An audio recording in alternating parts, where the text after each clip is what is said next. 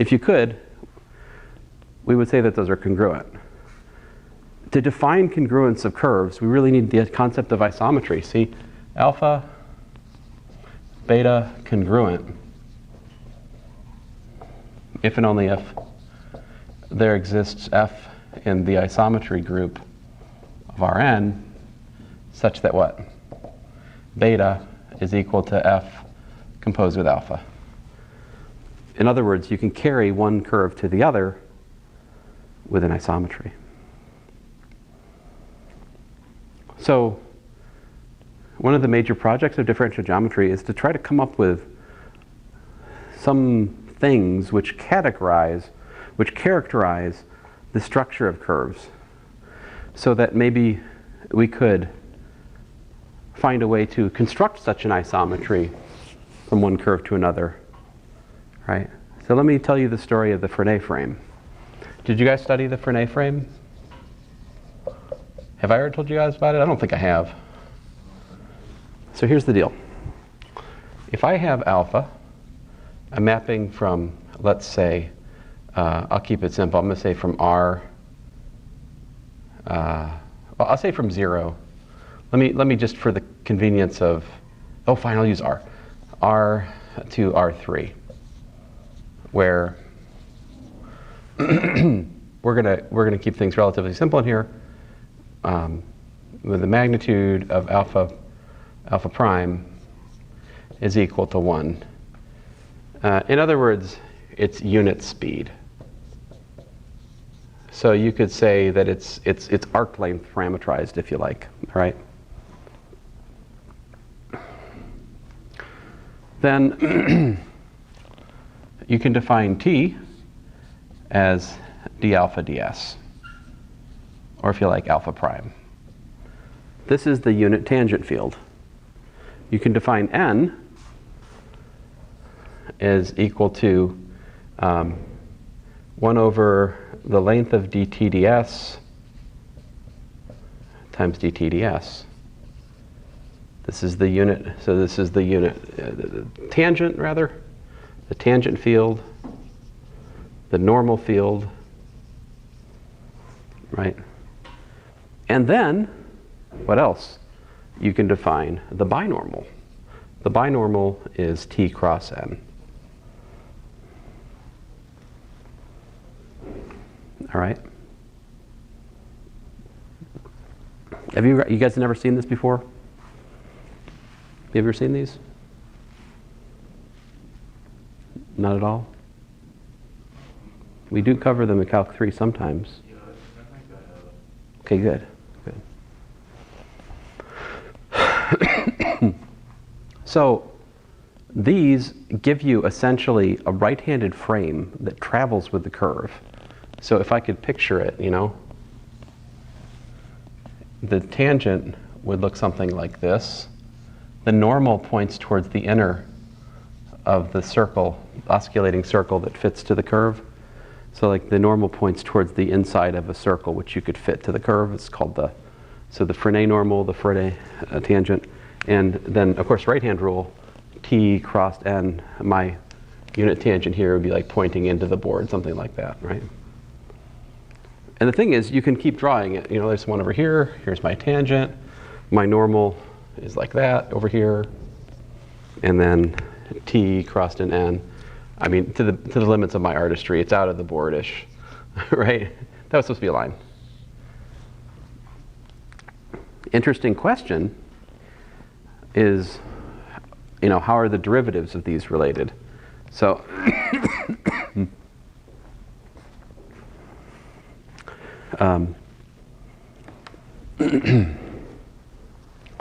so check this out. So t dot t is equal to 1, you know, and that means that t prime dot t plus t dot t prime is equal to 0, which tells us that dt ds dot t is equal to 0, right?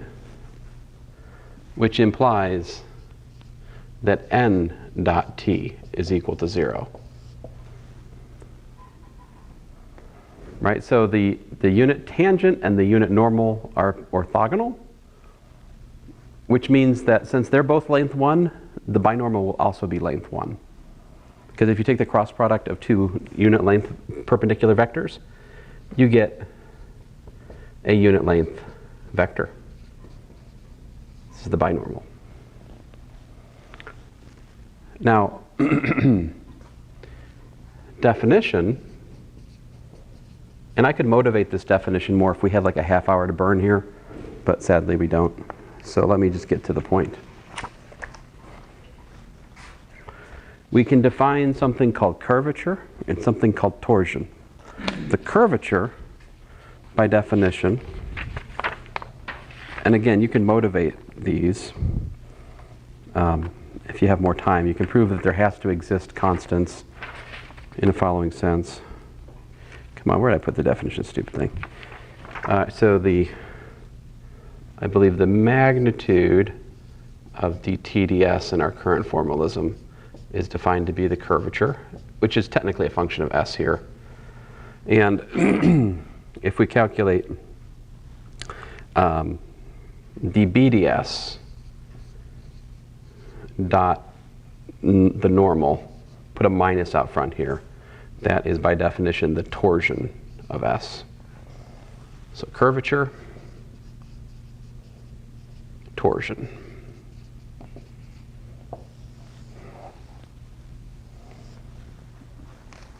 All right.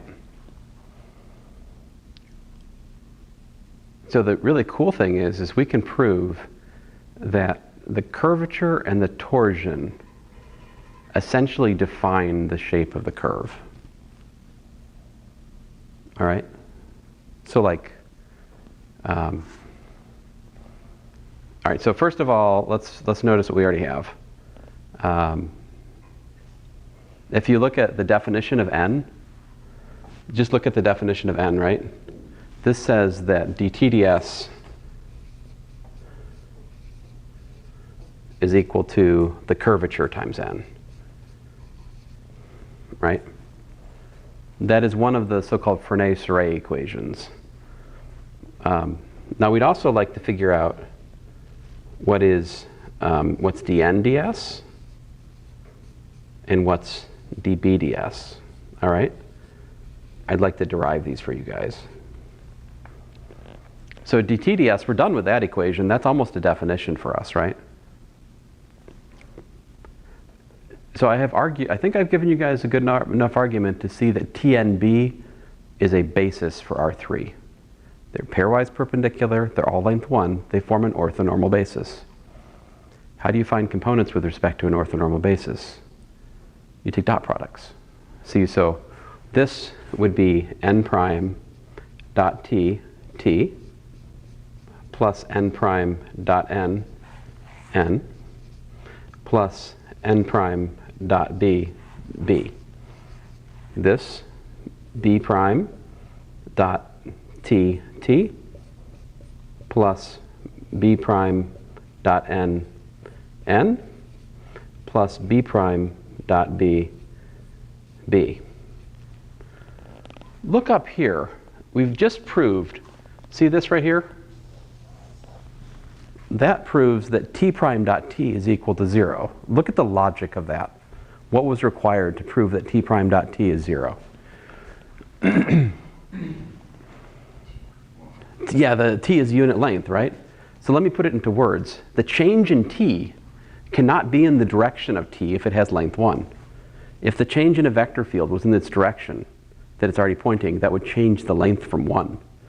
So this makes a lot of sense why this is true. But it's also true for n and for b, because those are also unit vectors by construction. As such, this is 0, and that is 0. All right? Now, also, by definition, notice that b prime dot n is what? B prime dot n, by definition, this is minus the torsion. See that? That's minus the torsion by the definition right here. So we've got a couple of other terms to figure out. How should we do it? How are we going to get our pause on, like, n prime dot b? How do we figure that out?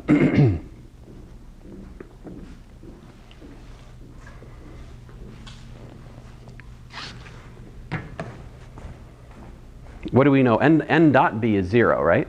Differentiate that. See what you get.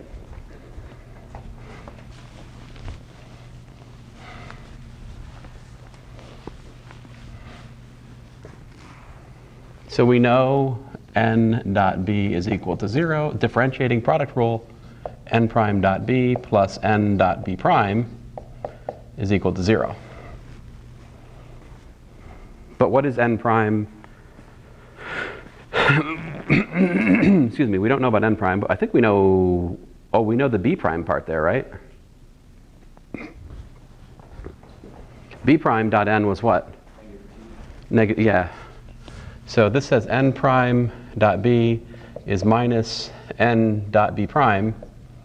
Oh, that's torsion. That's torsion. So you see n prime dot b is torsion. What else can we differentiate? We also know that, oh, n dot t is 0, right? What happens if we differentiate this? We get n prime dot t plus n dot t prime is equal to 0. Of course, n prime dot t is what? Oh, excuse me, t prime dot n is what?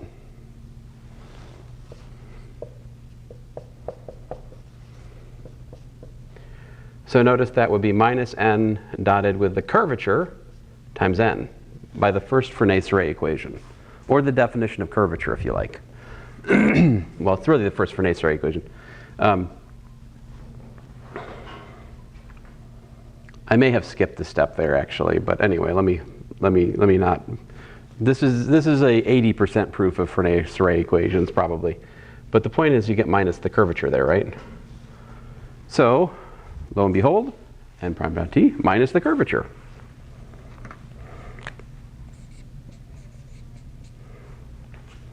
And let's see here. How do we get our hands on b prime dot t?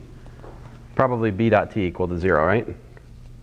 B dot t equals to 0. Differentiate this. We get ourselves a b prime dot t plus b dot t prime equal to 0. But t prime was kappa n. So oh, maybe that's not helpful. B prime dot t is, oh, b dot kappa n. What's b dot kappa n? Well, b dot n is 0, so that's 0. Oh, it looks like that's 0. So this is also 0. I guess there's kind of there's a pattern here, isn't there? So if you look at it, we've got t n b prime equals to this matrix of like 0, kappa, 0, and then minus a kappa, 0, tau, and then 0 minus tau, 0, all times t n b. That's what the Frenet-Serret equations look like if we write them in matrix form.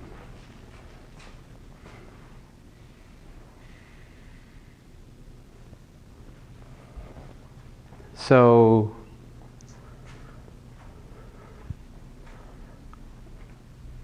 are the tangent, the normal, and the binormal geometric concepts? Let's think about this for a minute. What if you take a curve, right? You've calculated Tn and B for it. Yeah? So you've got what? You got, like, to picture it, you've got your, you know, your T, you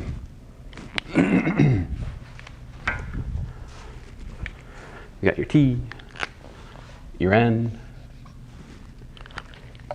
your B, right?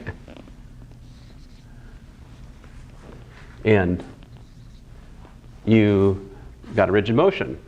You got this other curve over here, right? And so it's got, you know, over here you could think about that and the, so that, you know, this and this and that. But what would they? So I mean, we'd be talking about F star B, you know. We call that B bar.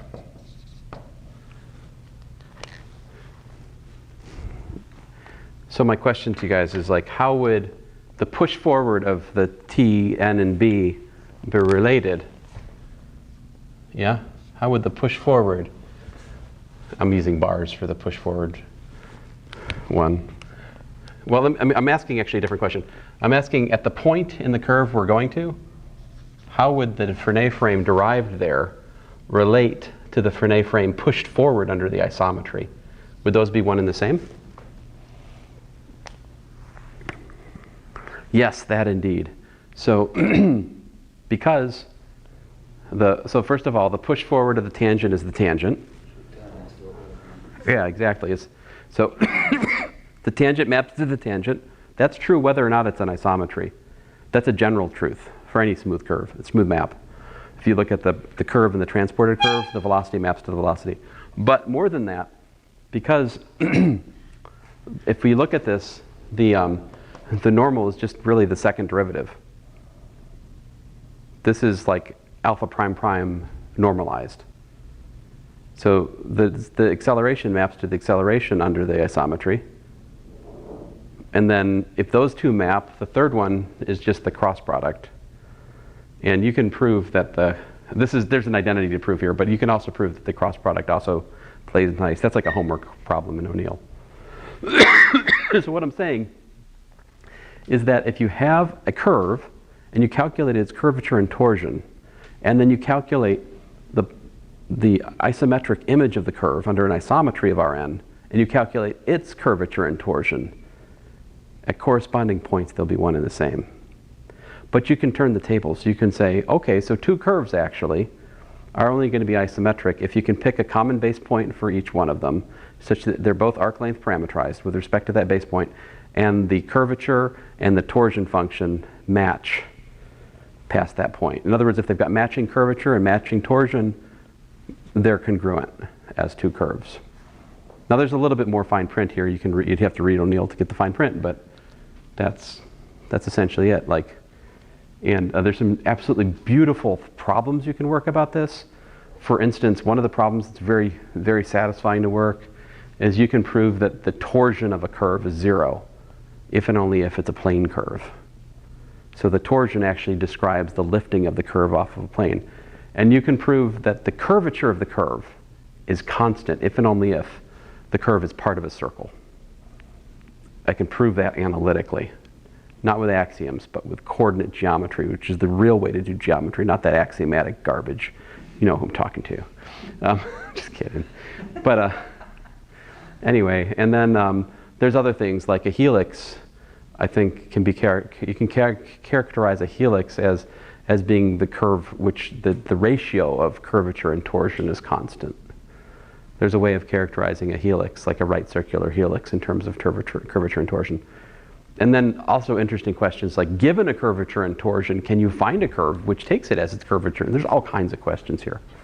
And this is in a nutshell an entirely too short treatment of the differential geometry of curves, but you know, there you go. So what we want to do past this point in this course is generalize this and ask the question, how can we decide whether two surfaces in R3 or in Rn are in fact the same surface up to a question of congruence? Can we define something like curvature and torsion for a surface that captures its geometry? That will be a larger project for us, but we'll get there.